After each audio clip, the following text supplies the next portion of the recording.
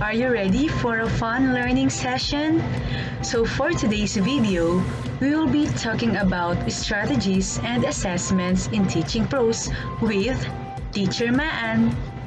Without further ado, let's start the discussion. First, we will be discussing about strategies in teaching prose.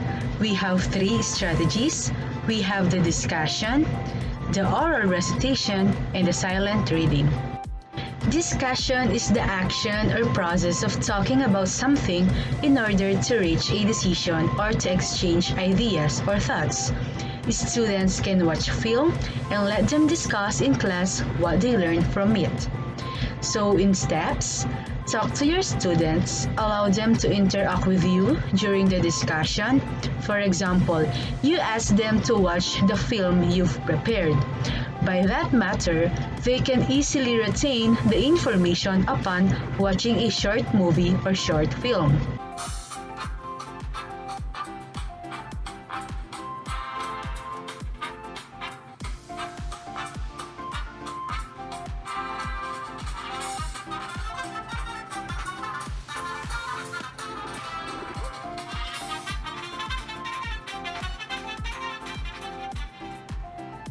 Besides, in oral recitation, it allows the learners to learn, review the material in a small group environment, which will promote their skills in communication at the same time. For example, after discussion, allow them to participate in oral recitation for the teacher to assess if they gained something from her or him about the topic. Example, I have discussed prose. I will be going to ask them, what are the 4 common types of prose? Ma'am? Okay, Maria Cristel, what are the 4 types of prose? These are the 4 types of prose.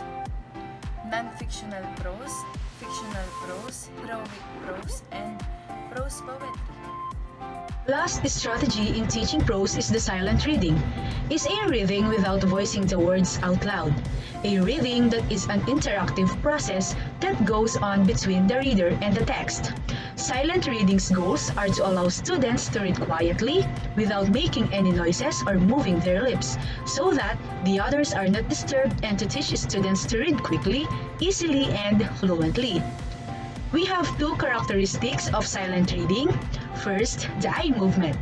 The second one is the complete silence. Well, how do you read a silent reading?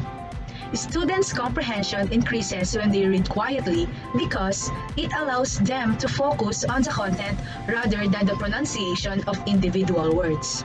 We may shape mental pictures of the subject being discussed while we read silently. We also don't have to read a single word at a time. Eye movement, this is moving the eyes very rapidly from left to right without looking back at the previous words. Complete silence, this includes no movement of lip, no voicing out of words, only the eyes can interact to the text. In silent reading, teachers should set time limit for reading. This helps in acquiring speed and concentration. Steps: select an interesting topic, a topic that is suitable to your students' interest. Second, let the students read silently on their own. Next one, give at least 5 to 10 minutes of time to read.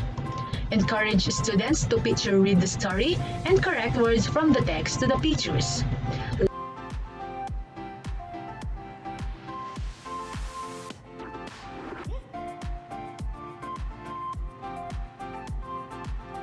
So there you have it. Those were the 3 strategies in teaching prose. Now, let's proceed to the assessments in teaching prose. First, we have the text search. Second one, we have the oration. And lastly is the journaling. So let's talk about the text search first. It focuses on the student's text search ability. The student will be able to comprehend the text they are reading as a result of this. In order to answer the question, the student should use the text search. This is one way to determine the student's comprehension. The teacher will be able to determine whether the student's reading comprehension or way of teaching prose is effective enough to make the student understand what prose is all about in this matter.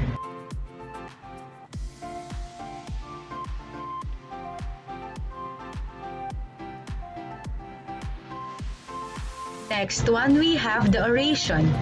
You can have this as an activity for your students to also let them practice delivering a formal speech. Steps: first, you have to prepare your speech. Then, practice in a realistic environment. Next, breathe deeply to expand vocal range. To be followed by rehearse out loud, focus on your audience, visualize success, and connect with your audience. So allow me to read the speech delivered by Jessie Daly entitled "Success is a Journey, Not a Destination." It is often said that success occurs when preparation meets opportunity. Now, opportunities will undoubtedly present themselves with time. But how are you treating yourself through all of the time spent in preparation for accomplishing your goals in the meantime? Are you giving yourself credit for the work and the energy that it takes to become a more successful individual? A major aspect of the success equation has to do with being good to yourself, treating yourself with kindness and encouragement along your life journey. It is important to celebrate all victories, large and small, on the journey toward fulfilling your dreams. It all begins with recognizing that you are a successful individual right now, and your successes can only go up from here. Guys and girls, simply having the determination to pursue your happiness, your goals, and your dreams is a massive success in itself. It takes an incredible amount of courage to wake up every morning and keep moving and keep motivating yourself to work toward the life that you've always imagined living. The preparation part of the success equation, your journey, should be celebrated. For success is not simply a destination. Success is not something that we arrive at one day. Success has everything to do with your individual day-to-day choices, actions, and experiences, no matter how big or small they are. Success has to do with being true to who you are and how you choose to respond to every circumstance that occurs in your life. Remember that feeling successful has much to do with how you personally define success. Last assessment is the journaling. It can be used for a variety of purposes, including reflection, connection, and critical thinking. It's a different way of grading students that allows them to determine how far they've progressed from where they began. It could also be used to inspire learners to think critically and develop their poetic and writing skills.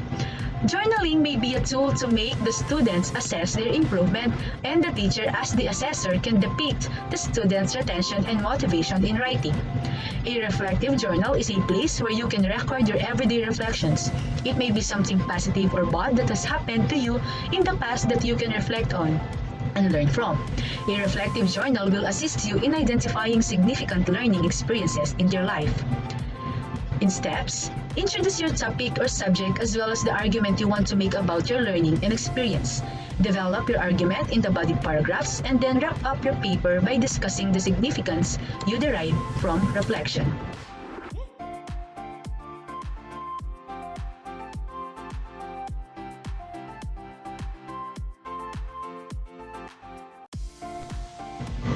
So that's the end of my discussion. I hope you've learned something from me. Thank you for listening and watching. Keep safe and God bless everyone. Bye!